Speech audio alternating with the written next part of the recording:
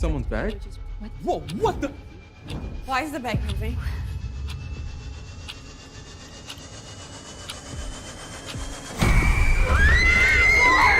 Steve, help us!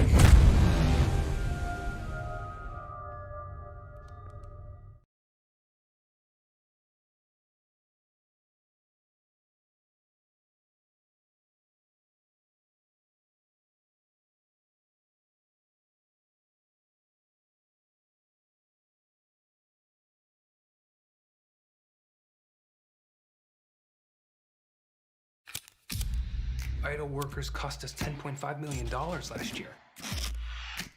If you don't exceed quota, my hands are tied when it comes to your bonus. What? This is messed up. We need to get out of here. We're locked in.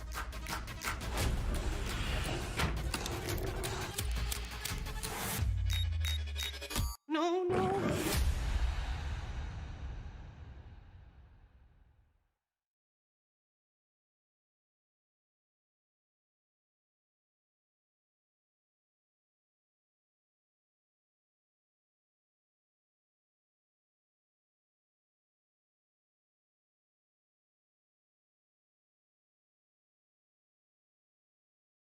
Elsa, is everything okay?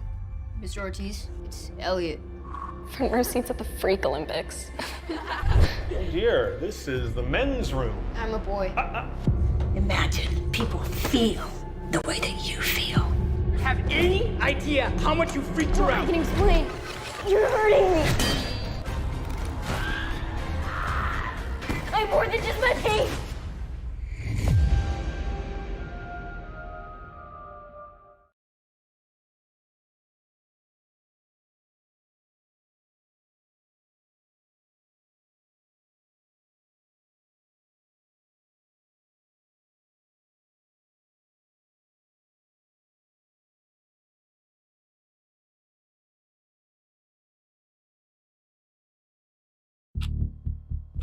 Gabby, this is detention, not social hour. Nothing about this is fair. Hand them over. What do you mean by that? What? Anytime I'm locking this door. Oh. Hey, is this someone's bag? What? Whoa, what the? Why is the bag moving?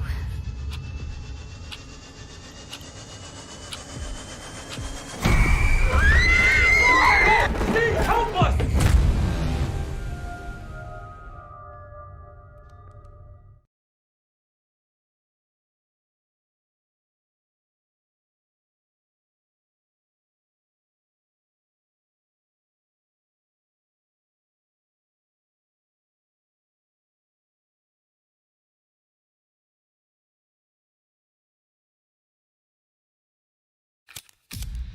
Idle workers cost us $10.5 million last year. If you don't exceed quota, my hands are tied when it comes to your bonus. What? This is messed up. We need to get out of here. We're locked in.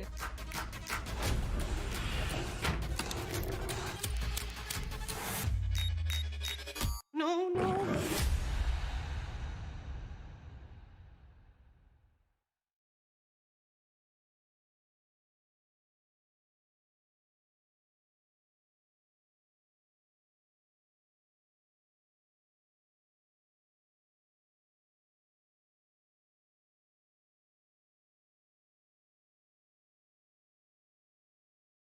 Elsa, is everything okay?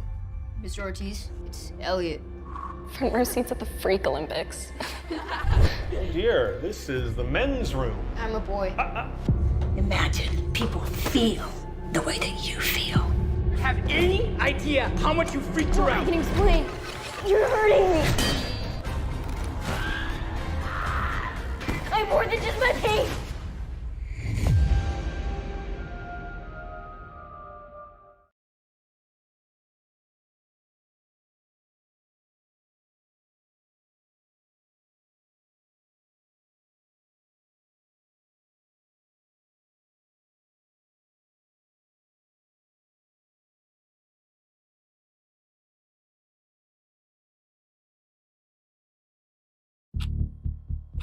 Gabby, this is detention, not social hour. Nothing about this is fair. Hand them over. What do you mean by that? What? Anytime I'm locking this door. Oh. Hey, is this someone's bag? Whoa, what the? Why is the bag moving?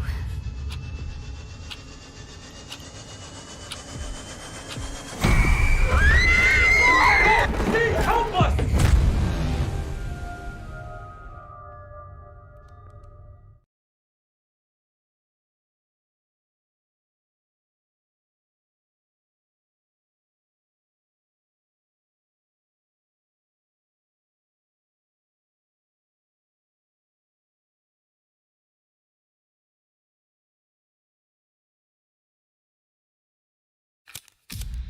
Idle workers cost us $10.5 million last year. If you don't exceed quota, my hands are tied when it comes to your bonus. What? This is messed up. We need to get out of here. We're locked in.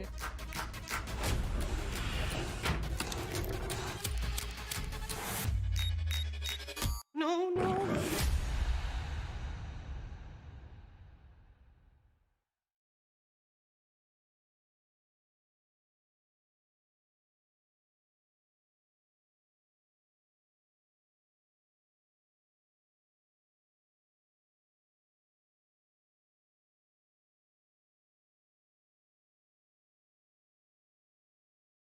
Elsa, is everything okay?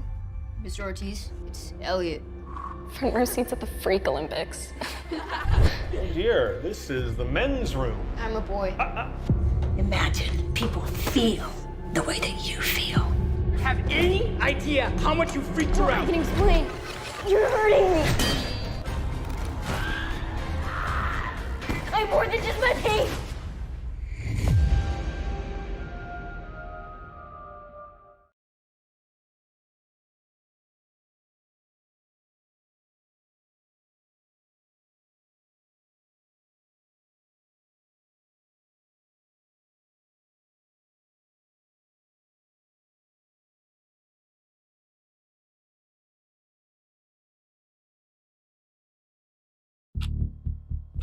Gabby, this is detention, not social hour.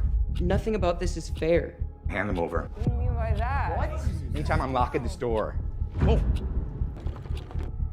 Hey, is this someone's bag? whoa, what the? Why is the bag moving?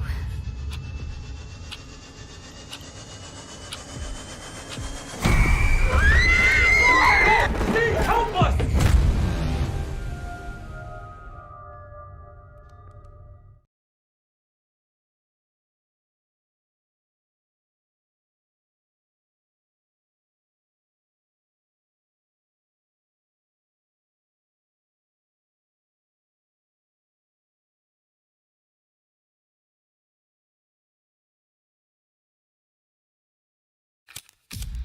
Idle workers cost us $10.5 million last year.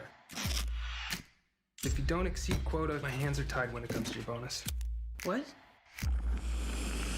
This is messed up. We need to get out of here. We're locked in.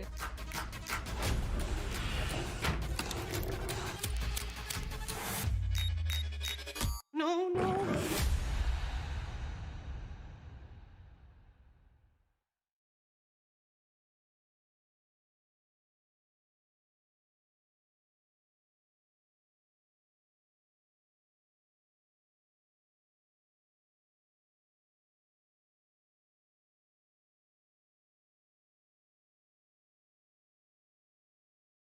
Elsa, is everything okay? Mr. Ortiz, it's Elliot. Front row seats at the Freak Olympics. Oh dear, this is the men's room. I'm a boy. Imagine people feel the way that you feel.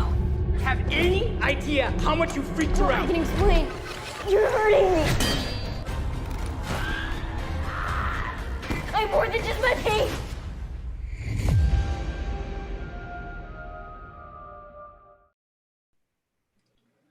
Welcome to another edition of Dissecting Horror. I'm your host, Josh Milliken from Dread Central, and tonight it's all about 2-second horror stories. Hopefully you've been watching our pre-show, which showed a promo for the entire season 2, kicking off tonight. If you're on the East Coast of the US, you just finished watching the first episode, hopefully. every other time zone. It's time for you to press record on your DVRs. You'll get to that in just a minute.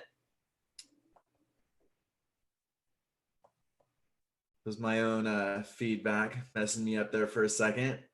But yeah, we're about to talk to our guests. I'm here with Kamani Ray Smith, who directed tonight's episode Bagman. I'm also here with Liz Levine, who is the creative producer. Before we talk to them, though, we've got an exclusive clip from tonight's episode, The Bagman, that we want you guys to check out. Why do you care, Jax Bender? Oh, I'm just curious. Yeah? Yeah. Okay, I got this. Never, nowhere, no chance, no way, no how, absolutely not. Not in 100 years. Not in a million years. Not in a billion years. Not if it would solve world hunger. I'd rather Not if we were the last two Really, people Jack? left on Earth. Give me an N. N. Give me an O. O. What does that spell? No. No. No? Okay, how about not today, Satan? How about Hey, is this someone's bag? French for I think your phone's vibrating. Oh, languages, okay. The Felipoli a la Ohi Mrs., which is, I'd love to, just not with you. Okay, how about when pigs fly? Oh, we're going back to the classics Yeah. now. Okay, well, that's the most classic line there is. It's not me, it's not you, it's me.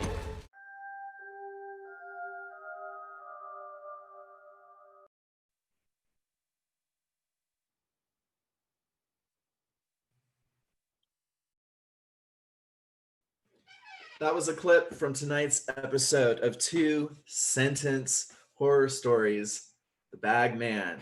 It's come to my attention that I was saying 2-second horror stories. You know, slip of the tongue, that would be quite a thing. Although I can't promise I won't mess up and call it 2-second horror stories another time or two. To that end, if you'd like to turn this into a drinking game, you're more than welcome to take a shot every time I accidentally call the show 2-second horror stories. Go ahead and take a shot. Take a toke, whatever you do. It's all part of the fun. But yes, I want to thank my guests, the panelists, for being here tonight. We've got Kamani Ray Smith, who directed tonight's episode, The Bagman. How are you, sir? I am excellent. Thank you for having me. Super stoked to be here.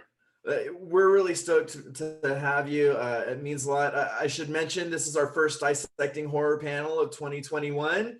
New year, kicking it off right,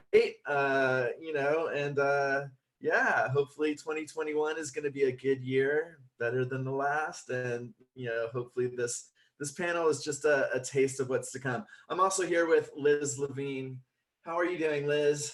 I'm great, Josh. Thanks for having us. We're excited to talk about Bagman and the rest of the series. Yeah, I mean, I'm really excited to talk to you. You know, when we were kind of chilling during the tech check in the virtual green room, you guys were talking. I was talking about ways to keep cool, and Kamani said that, Liz, that you were always kind of the person who kept things cool on the set. And I thought that was interesting because I didn't realize that producers are always necessarily on set. Do you want to talk about your role with 2-sentence horror stories and what exactly a creative producer does as opposed to other producers?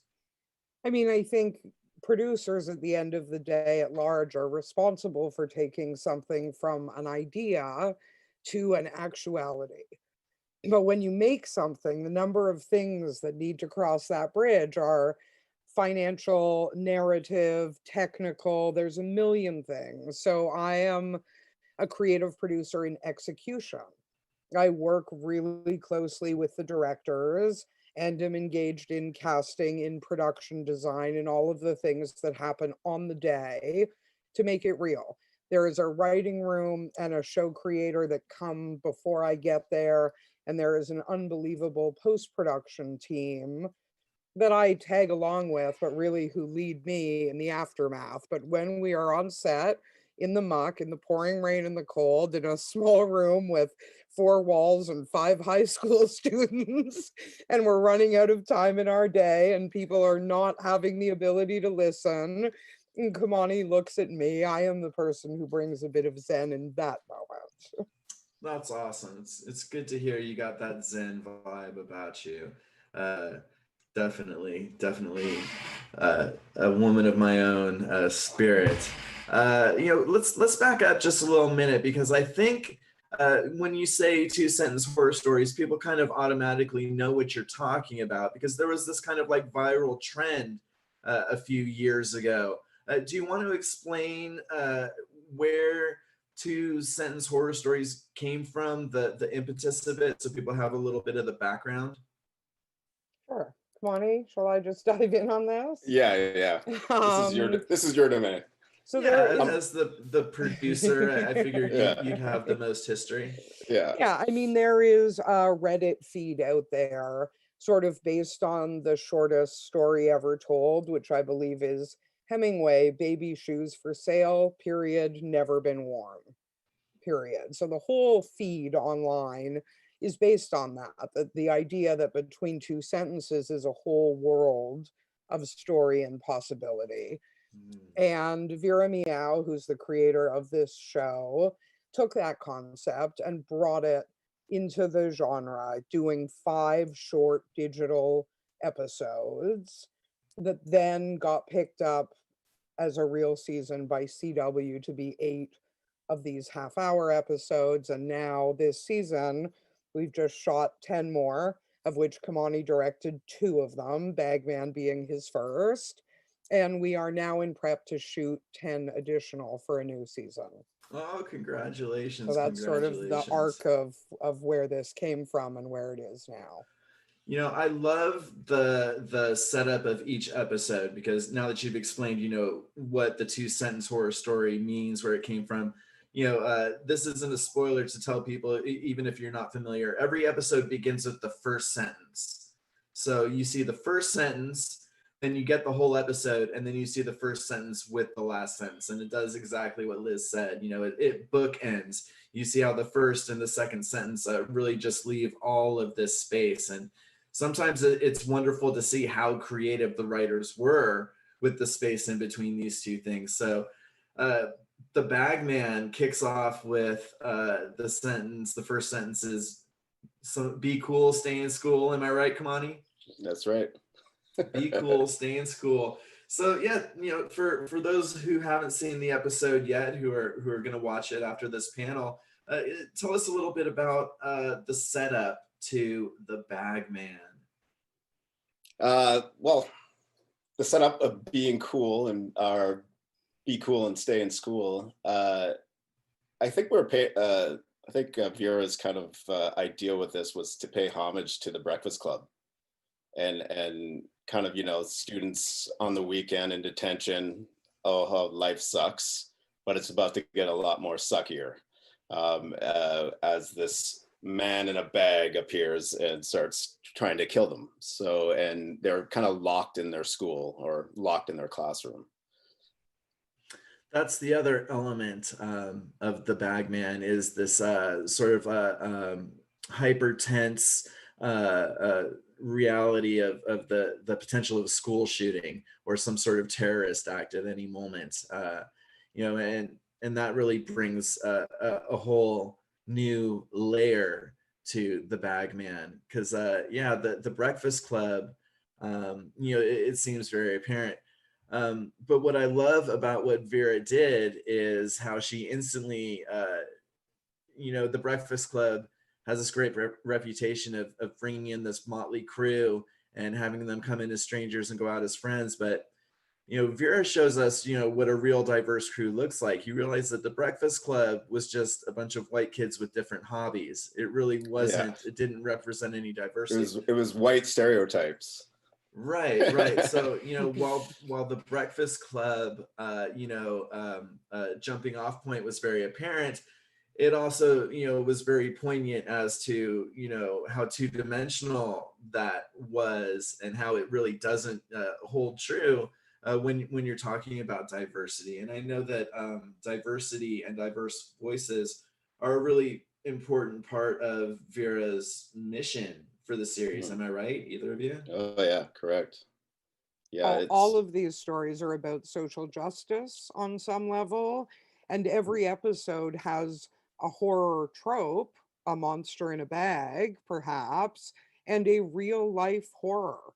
What students are going through in lockdowns, in schools that have implemented them, and whether these solutions are really the right solutions. I mean, what Vera's done with horror here from the concept out is she's made the genre back into what it was always meant to be, a place where we could talk about the most difficult, hot subjects that we can't talk about over the dinner table because they're too much. And horror is a space that we can really talk about this. And definitely Bagman, you know, has a very clear horror on it that way. Yeah, it's like got a real social commentary, like the social horror, and bringing it back. Yeah, it's such a great way to talk about or to converse about serious topics through entertainment. And I think all the entertainment's like that, whether it be poetry, songs, whatever. It's that kind of entertainment that kind of eases you into it. This doesn't really ease you into it. Horror is not about being subtle, and it never has been. No. Fair judge. Yeah. But you know, using that kind of idea of entertainment and being able to talk about serious or shed light on serious topics is such a great way. And horror, like Liz said, horror is just it was meant to be for that. You know, it's meant for that. Every episode seems to kind of have a twist within a twist, or every episode seems to subvert an expectation at some point. And you know, it is a show that is very purposely speaking to some of today's most sensitive issues, like you were saying, Liz. The other episode premiered tonight, season 2 premiere on the CW, was Elliot. You want to talk a little bit about Elliot and just whatever, how you approached making that one? Yeah, I mean, Elliot is the story of a 16-year-old transgendered boy who is trying to navigate his way through a world full of microaggressions that range from the male or female signs on the wall of the bathroom doors to people really behaving with cruelty. That's its true horror. Its genre horror is an under the bridge, Pan's Labyrinth, dark fairy tale about a boy who meets this troll under the bridge in the basement, who is the janitor, who offers him a way to have other people feel his own pain. And it is magical episode directed by Chase Joint, who also directed a documentary feature called No Ordinary Man that is killing the festival circuit right now and did amazingly at TIFF. And this was his first step into a true fiction world and did an unbelievable job. It's a special episode. It is. I gotta say, you know, I know we've got the director of Bagman here, but I really would like to spend a little time just talking about how poignant and effective Elliot is. The very first scene, you know, not to give anything away for those who haven't seen it yet, but you know, the way we're introduced to Elliot is in gym class. The coach says, "Okay, boys run your laps, girls do your calisthenics," something to that effect.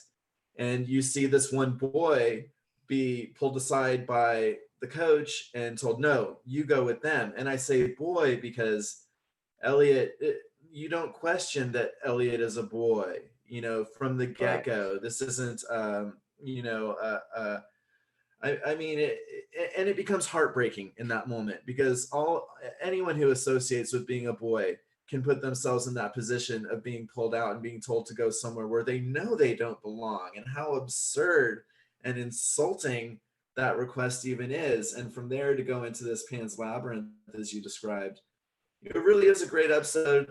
The director, the writer, director, all deserve a real congratulations for delivering something like that. I think the other person who really deserves a congratulations on that one is James Goldman, who is the young actor who just handled this role like he had been doing it for 50 years with a sense of bravery and vulnerability that was amazing. It was a gift to us on the casting side. Congratulations, James. I hope we see you doing lots of great stuff in the future, because you really just you know, knocked me out with that performance, you know, and you know, I think that, you know, it's a really great example of how a talented team, writer, director, actor, producer, can come together and do something where horror becomes really important. You know, some people say like horror shouldn't be too preachy, and it's like, no, that's not preachy, that's real.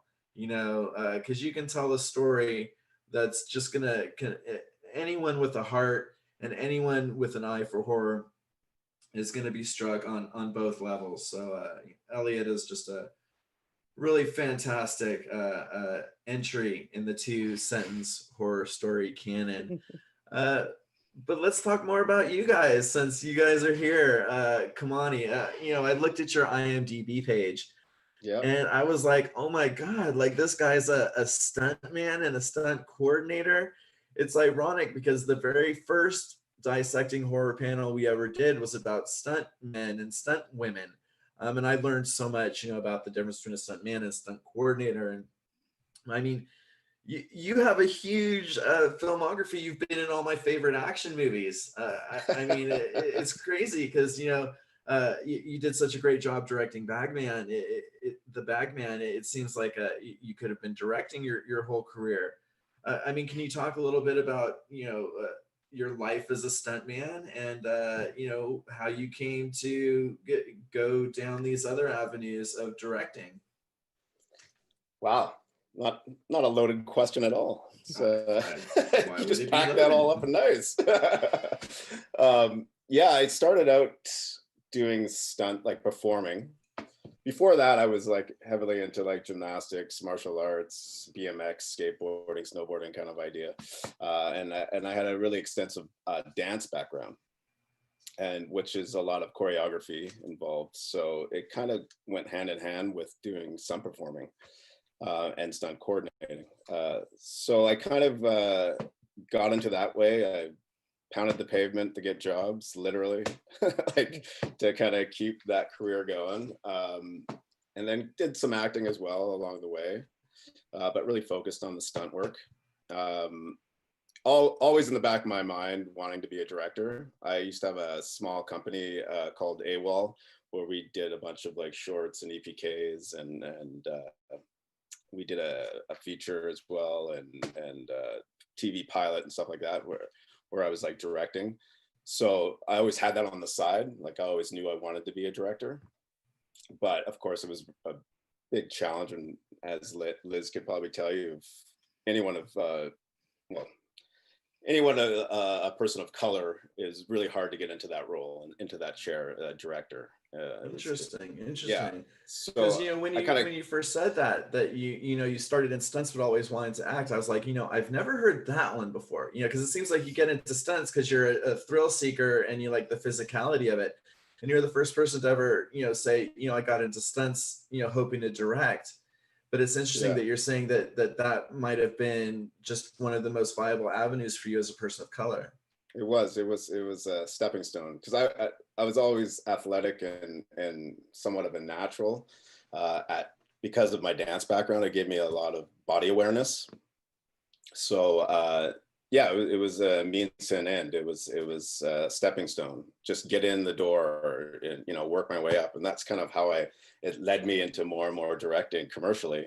Was just, you know, kept on knocking at it and you know, getting in producers' faces, and, you know, hey, second unit director, like let me shoot this. And, you know, and with stunts in general, we as a coordinator, we pretty much do a lot of directing, and I mean that as in the sense is that we deal with almost every department on a film set or in a production. We do a lot of pre-vising for our action sequences, which we're out shooting and directing, action directing, to bring to the director and say, here's this action sequence kind of idea. So having that kind of that toolbox, it kind of, you know, people started getting more confident with me and willing to take a risk on me and gave me the shot. You know, they would, let's start you off with a second unit director and you can direct this action sequence. And then it kind of just moved up and escalated to directing episodic. And I would Fantastic. say, Josh, because he'll never say it about himself, but Kamani directed 2 episodes this season. One is the premiere and the other is the finale. In the finale, called Manifest Destiny, really you will see the shots and the action that without anyone but Kamani, he has executed out there at a phenomenal level. It's such an obvious strength in him as a director when you're standing out there on the day and when you see it in the edit as well. And his final episode is equally worth watching. Oh, I can't wait Thanks, to check Liz. it out.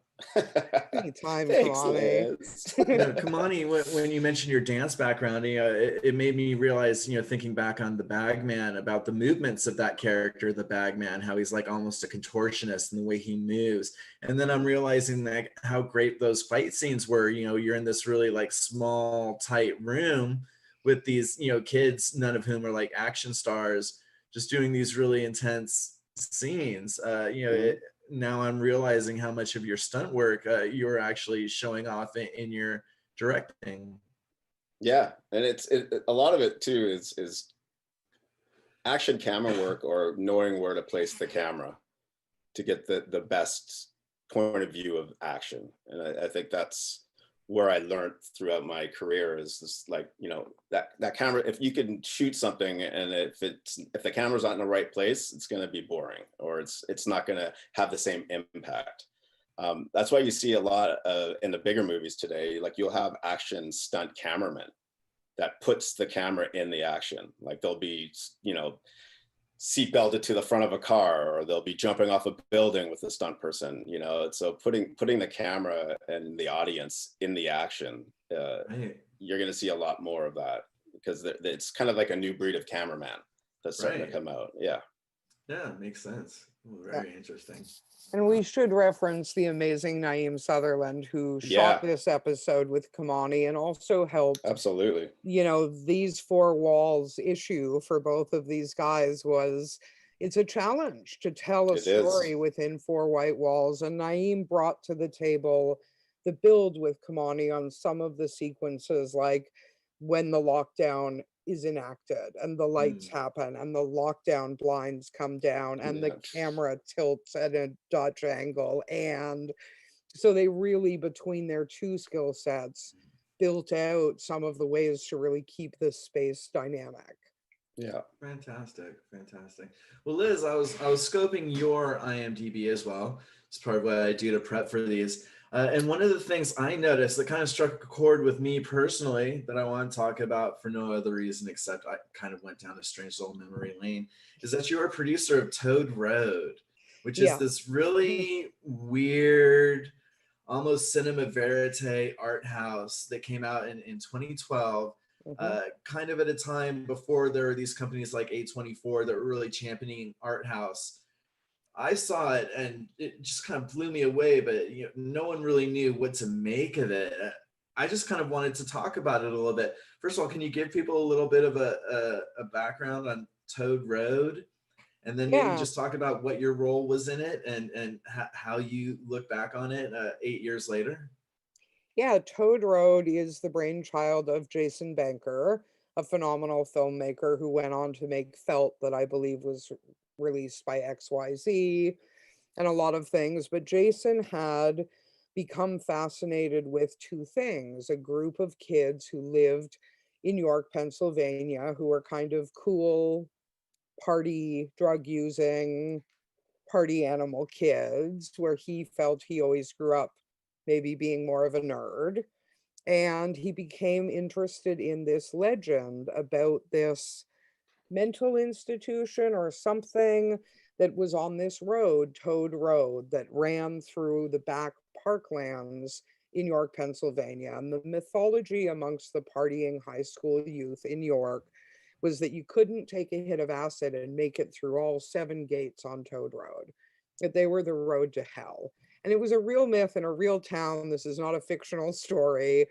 And Jason went to York and pulled out his camera and followed this real group of kids. One of these kids is cast. Everyone else in the movie is a real person living their own real life. And he followed them and collected hundreds of hours of footage. and brought it home and was friends with my producing partner, Adrian Salpeter, and turned to Adrian and was like, here's 100 hours of footage and like this idea that I have about what it becomes. And that led to the process of plowing through that footage, carving it down with Jason, looking for the fictional thread that we could weave through this documentary footage, and then sending Jason back to shoot maybe 10 hours of fiction footage against the 100 hours of nonfiction footage. And what was woven together at the end of the day was what became the weirdly cult hit that was Toad Road. Toad Road. Where can people see it now? Wow. not the answer I prepped for this interview. I mean, I have it on DVD because I was like, I gotta own this. I got the Artsploitation disc. Yeah, so Artsploitation, I believe, is gone. It was on Netflix for a while. I think one would have to Google it, but it is out there. And amazingly, for everything we do, the film that follows me in my career to the strangest places. And really, Jason is the filmmaker that introduced me to some of these core ideas about horror that I now share with Vera.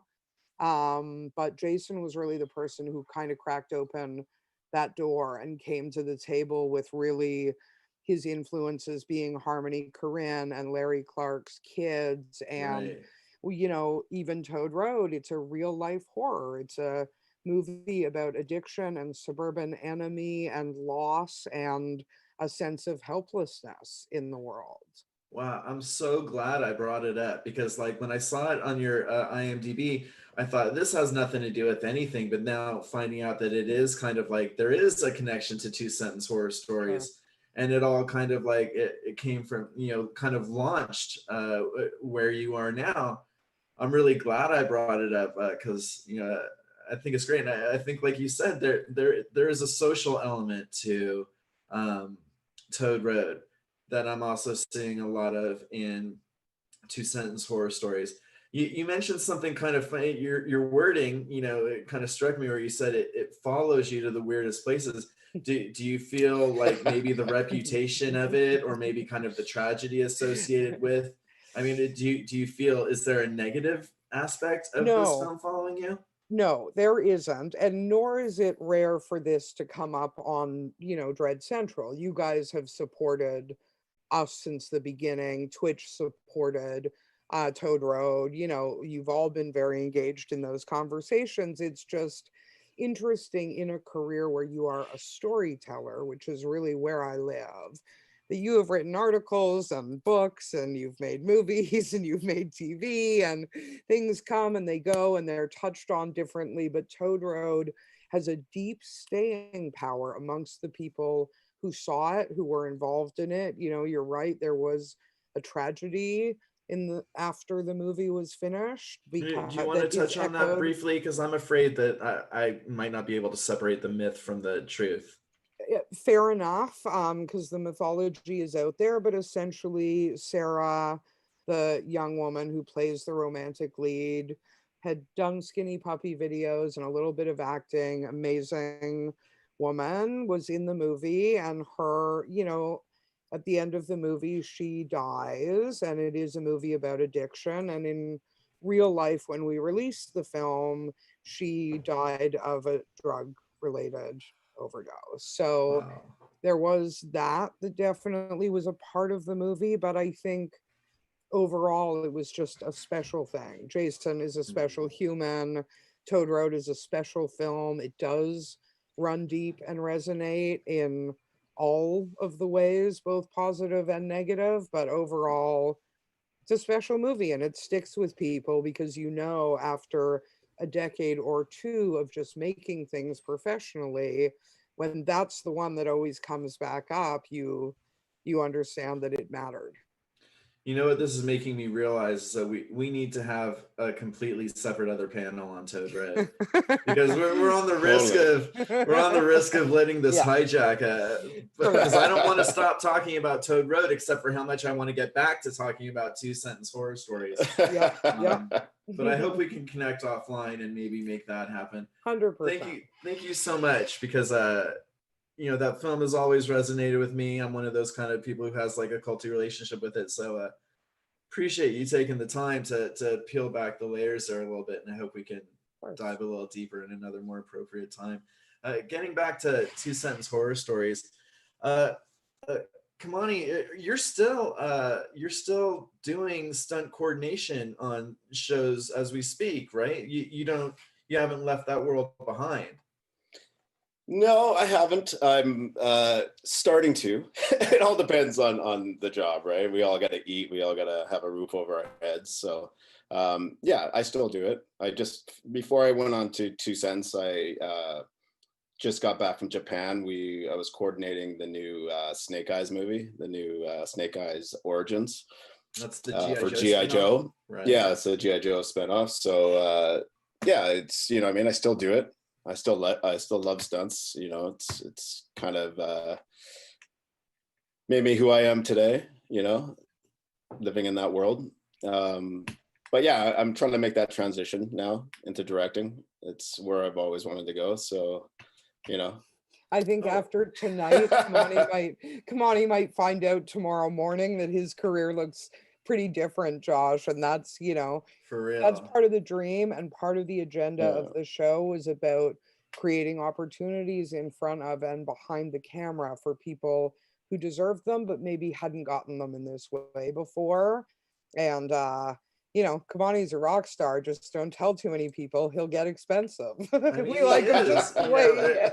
That's why looking at his IMDb was such a shock, you know, because I expected this guy to have all kinds of directing credits, and instead I'm looking at how he's been in all of my favorite action movies. But we do have a question from the audience where someone asks, where should future action cameramen send their resumes? Well, the thing is that that's a union thing. You got to get into the union first, right? To hold the camera. There are stunt people that start out in stunts and then kind of migrate over and get their union card for whatever union that the camera people are part of. But yeah, there's no specific place that you could do that. You know what I mean? It's you got to kind of do it like how I did it, is just get into the business. You know, I know the question was kind of tongue in cheek, but you know, I think that what you've shown though is how doing stunt work can really make you a better director. You know, talking about how your work in stunt coordination taught you about camera work and for directing. So I mean, while it initially struck me as such a strange way to get into directing, it suddenly looks to me like a really practical way to get those skills. Just shows the interconnectedness of it all. Yeah, you're starting to see a lot more coordinators go over, like David Leitch, you know, who did, you know, what he's done so much and he's doing more, but you know, like John Wick and the new Hobbs and Shaw, you know, Atomic Blonde. So you're starting to see that. Sam Hargrave, who just did Extraction for Netflix, you know, so you're starting to see a lot of coordinators kind of moving into the director's chair. So have you done much horror, or is it mostly just this kind of like high action? No, actually, my first feature is kind of like a horror comedy called Evil Feed, and it's like it's about a restaurant that served cannibals, and there's like a fight club, and then whoever loses gets prepared for dinner, basically. So yeah, so I kind of merge the two worlds, you know, the horror aspect and then the action fight element to it, and kind of put it together. So are you a big fan of horror? I like horror, yeah, absolutely. Yeah. I love like anything genre. So I'm a big like sci-fi, fantasy, horror. Absolutely. Fantastic. If you could remake any classic horror movie as a director, what would it be? That's a good one. Well, like I was saying before, The Omen, but you're saying that they already did a remake. I love that. I love the idea. Reboot. Yeah, I love the idea of just the Antichrist and the second coming. I'm a big zombie freak. I love zombies. Yeah. So maybe a zombie movie. I don't know. Let me see. Evil Dead, like they already did, and they did such a terrific job on the remake. They did. That's one of my favorite remakes of all time. That's the one that kind of made me rethink remakes in general. The knee jerk sort of like, oh, this is gonna be terrible. This is gonna suck. It's gonna make me mad. It's like, no, let me give it some time. Yeah, Maybe it'll be awesome. even like It, like they did such a fantastic job on It as well. It's just like insane. But I love what kind of like what Two Sentence Horror Stories is doing is that kind of like social horror, like Get Out or Us. You know what I mean? Like it's got that kind of what's happening in today's reality. You know what I mean? And bringing it to light. So, and that goes back to what Liz was saying about horror being such a great platform for talking about these taboo issues. I mean, Liz, obviously you're a horror fan. Were you much of a horror fan before Toad Road? It seemed like that was kind of the impetus. Yeah, Toad Road really was. I didn't grow up as a huge horror fan, but definitely Toad Road flipped the switch for me. And as you say, it was so weird. So I watched so much stuff that was so way out there over the course of that. And it really just opened me up to the genre. And I think for me, more than even where I'm a fan, I'm a politicized person. I feel really strongly about the state of the world today. I believe in social justice. I am a queer Jewish woman. I mean, all of these things are really connected ideas to me. And horror certainly seems to be the space in which we can tell these stories and have these conversations, maybe get a new audience to be listening a little bit, listening in a different way, in a way that it doesn't feel so directed at them or so corrective or prescriptive, but just that it exists. It is a reflection of the truth. Right. Yeah. And in a lot of ways, horror always has been very political and has dealt with these very taboo subjects. We call it social horror now, like it's new, but it's almost like the terminology is new. The concept has really been there the whole time. And Liz, I love the way you talk about, having a film or something flip a switch, because I have been a horror fan since I was a kid, and I love in my adult life being able to flip that switch for other adults, because horror is such a broad umbrella. And people say to me all the time, I just don't like horror. And every time they say that, I think what they're really saying is, I don't like slashers, because that's one, when you say horror, everyone thinks Freddy, Jason, Michael Myers, Leatherface. Once you realize there's a lot more to horror than people being penetrated with sharp objects, they open up. The best horror is also great comedy. The best horror is also great drama. The best horror is also has great action. So I love hearing you say that, and I just wish everyone would give it a chance, because there's a lot there. And I think the time has never been better to explore the horror genre. I think that's also what's cool about the range of Two Sentences, which is what you're really saying, Josh, is people need a doorway into horror that fits their own taste profile. Exactly. And what's amazing about these 10 episodes is you have the Troll Under the Bridge episode, you have the Scary Bagman episode, you have episodes that are more subtle or more emotional, you have episodes that are more action oriented. There really are 10 very distinct stories in here that people may connect to for any number of reasons. And the hope is, and why it's CW right now. Like they have made great horror, but not necessarily this type of horror. So Well, it there's seems a like hope what you've here done that we is, open a door a little bit. well, I absolutely think you will. You've almost created like a primer of horror, of the horror genre. For, CW has like a young adult audience, and this is a way to kind of like show a vast spectrum in an anthology way, in a serialized way, and in a way that shows how wonderful storytelling can be and how important it can be for discussing these taboo, important social issues. Thinking back to Elliot, for example. Yeah, Absolutely. exactly. So can you tell us, Kamani, a little tease about your finale episode now that we've seen your intro, The Bagman? The Bagman. I don't know. How much can I say, Liz? Like, I don't. Yeah, it's yeah. Like, I don't know what the.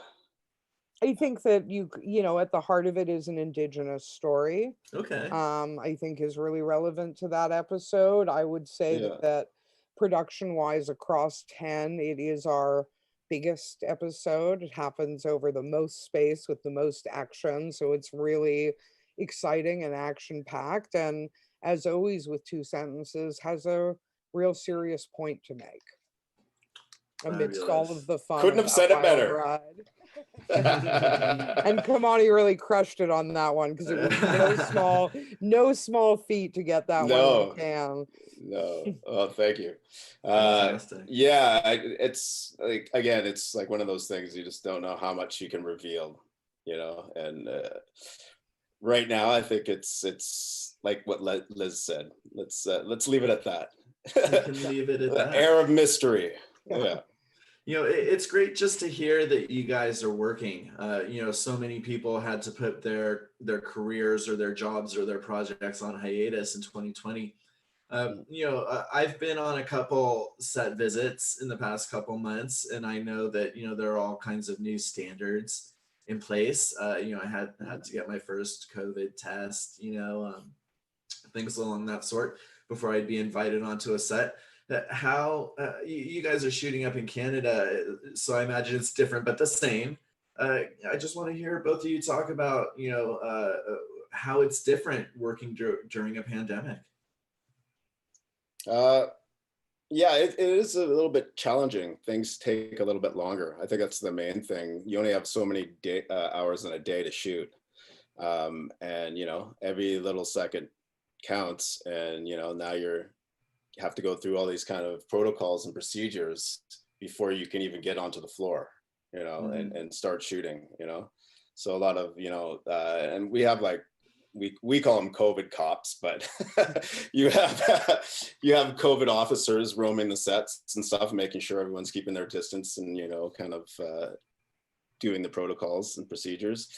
Yeah, it was really tough. And especially like, with the actors, because if an actor goes down, it's pretty much the show's done at that point. You know what I mean? And especially with something like this, because it's such a short and it's an anthology. It's like all the actors are not reoccurring, so it's just like that episode would just stop.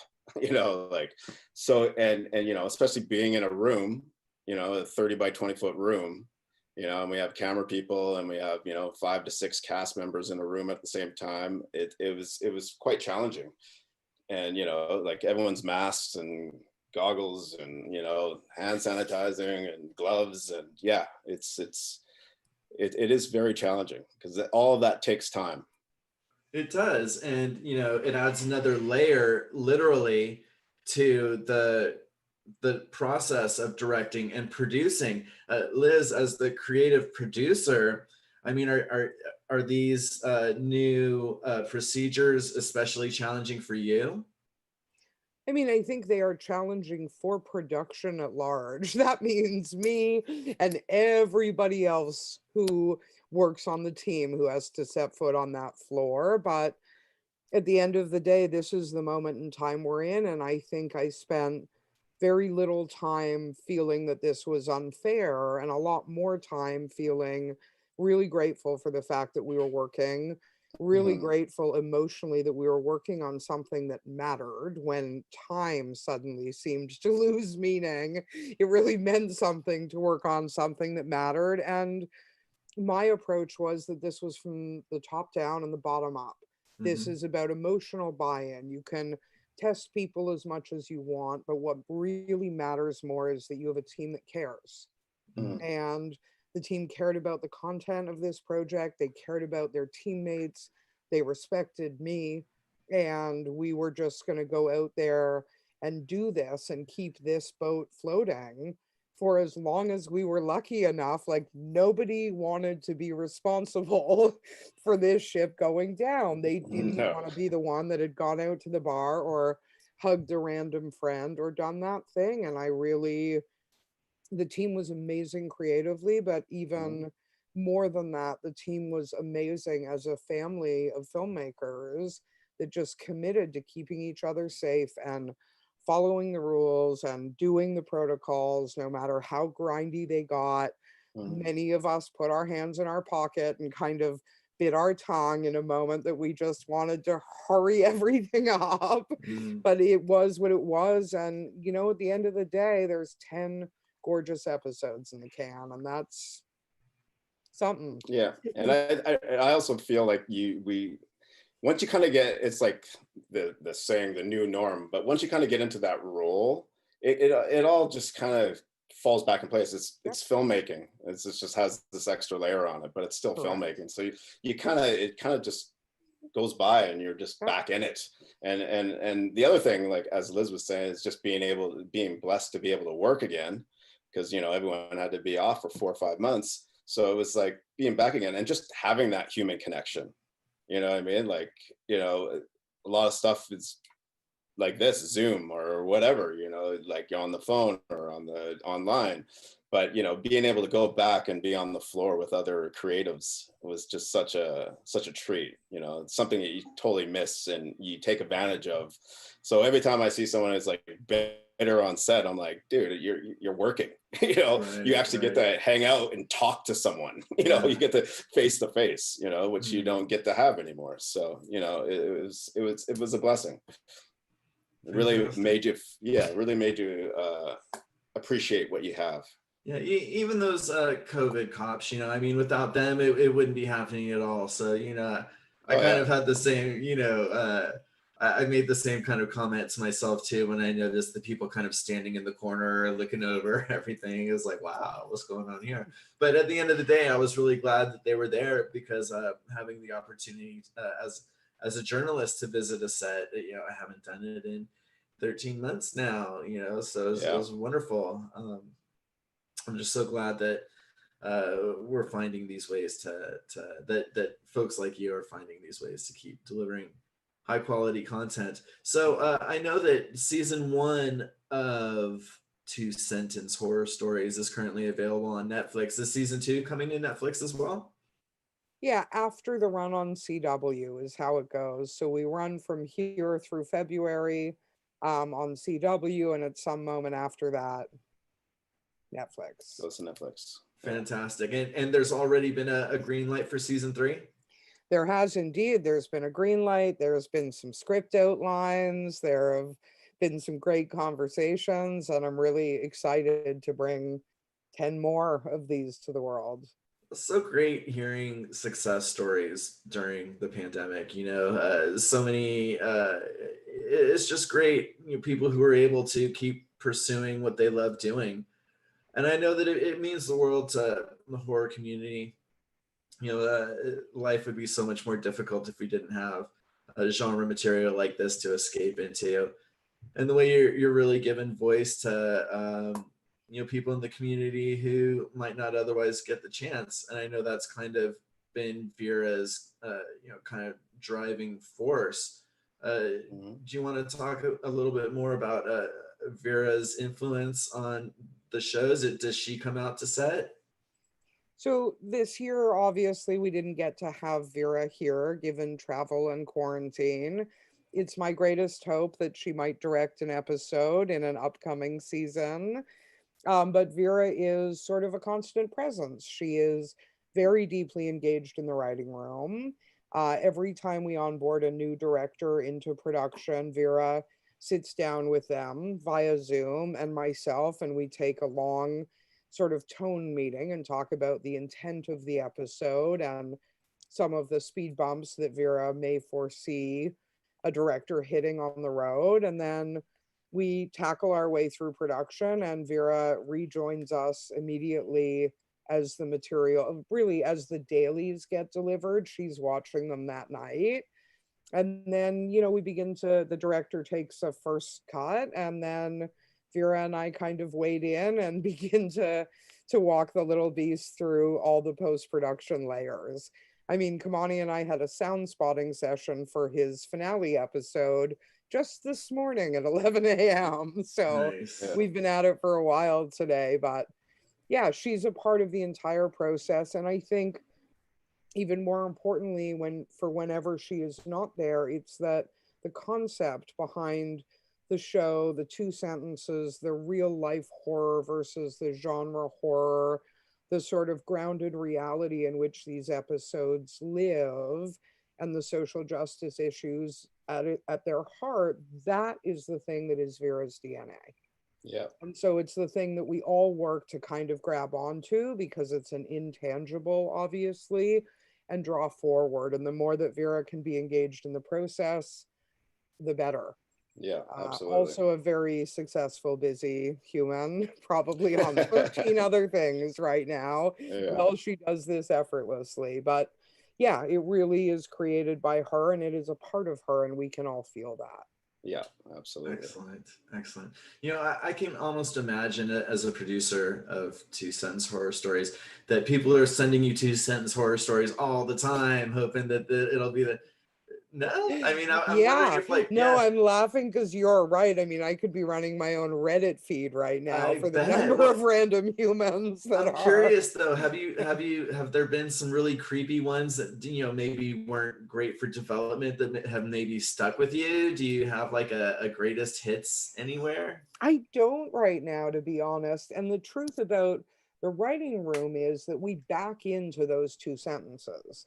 In fact, Kamani's Vera and I were back and forthing as you were going into directing that episode, were we not, for Bagman? Yeah, maybe even into post. Yeah. Yeah. And with the new Manifest Destiny as well. It's still kind of goes back and forth. Because you discover stuff like, you write something and but when you actually produce it and you're on there and you get the actors and saying those words now, and it's you find things sometimes. There's like hidden gems that you find, and it kind of alters the story a bit, or takes in a different direction. Well, I can't wait to see Manifest Destiny. But one of the great things about the Bagman is that you've really created someone who could be an iconic character.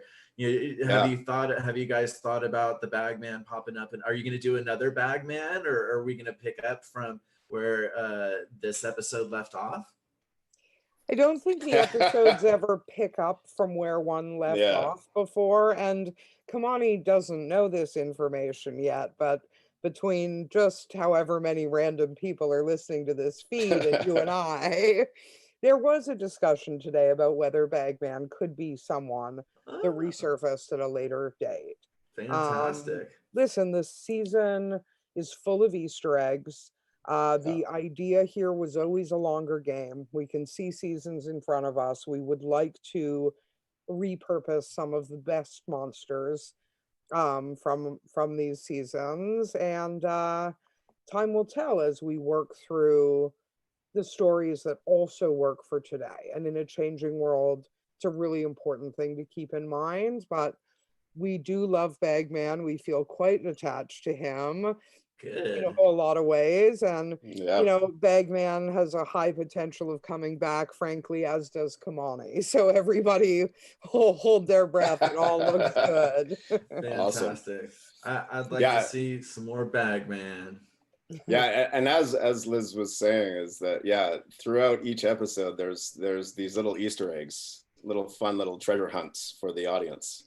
So, once you watch it, make sure you kind of clock everything for the next episode, or 2 episodes down the road, something might pop up that ties that world together. I'll be paying close attention from here on Amazing. out. I promise. Well, cool. We've got a few more minutes. I want to give each of you a chance to talk about what you're doing next. Obviously, you guys are working on 2-sentence horror stories. But Kamani, what else are you working on? What else is keeping you busy, or what else are you aspiring to do? Right now, I'm slated to direct an episode of Motherland, Fort Salem, for Freeform. I don't know if you've seen it. I have not. Tell us about it. It's a great show. It's basics. It's about witches that are militarized. Nice. Yeah, it's kind of like a matriarch. Yeah, it's a matriarchic society. It's kind of like an alternate reality, but still, placed in reality on Earth here. But yeah, women of kind of control. You know what I mean? They're the matriarchs, and they control, and the witches during the witch hunts of Salem's Lot and stuff, they basically overcame it and gained power and helped the military take down the enemies. So they kind of rose the power, and they run like the US military. They're like the military, and it's all like their powers and their witchcraft and their spells, and it's very cool. It's very I'll well have to done. check it out for sure. Yeah. Well, fantastic. Liz, is 2-sentence horror stories taking up all your time, or you got other projects? I mean, both are true. Right now we are still doing sound mix and biz effects on the last few episodes of this season. I am also prepping next season and consulting with the writing room on which stories we love and which are viable. And then, yes, on the side, I have sold a movie, have a couple TV pitches out there. But this is definitely, because I do all 10 episodes, directors will do 1 or 2. So having your hands on all 10 episodes at all times is definitely a more than full-time fascination. So for the time being, I live in 2-sentence horror story world, and I'm loving it. Fantastic. Liz is the greatest multitasker of all time. Like, you have to be. You have to be a producer. She has 10 episodes constantly. Dealing with all these different creatives and individuals and business and finance all the time. It's great. I don't even know how she does it. Like she says, I come in for 1 episode, I'm out. She's in the thick of it the whole time. Yeah, it's been so fun talking to you both tonight. Kamani, any final words about your episode or 2-sentence horror stories in general? I just hope everyone tunes in the 2-sentence horror stories season 2 and season 3, as Liz just said. So have fun with Bagman, and wait for the finale for Manifest Destiny. Manifest Destiny. Liz, any final thoughts? Any final words to our viewers? Just thank you guys at Dread Central at Twitch. You're all awesome. Love the support over the years and on this. And this is a super fun little ride, guys. They're bite-sized pieces. So get out there and watch them. It has been our pleasure and our honor, seriously, having you guys here. This is our own way of dealing with the pandemic, is trying to give our community an approximation of the horror convention experience. And it's just so great to be able to do these panels. I'm so thankful that you guys were giving of your time this evening on the day when season 2 of 2-sentence horror stories premiered on the CW. You can catch up on season 1 on Netflix. Again, I've been here tonight with Kamani Ray Smith and Liz Levine from 2-sentence horror stories. I want to thank all of you for tuning in. I want to thank my team at Dread Central for doing the tech side of everything. Couldn't do it without you. Dread Central, by fans, for fans. We're a diverse community, here to keep the horror community entertained and engaged through good times and bad. It's been wonderful having you all here. Thanks again to my panelists. Good night, everyone. Thanks, Josh. Thanks, John. Bye, guys. Bye, guys. Thanks. Bye.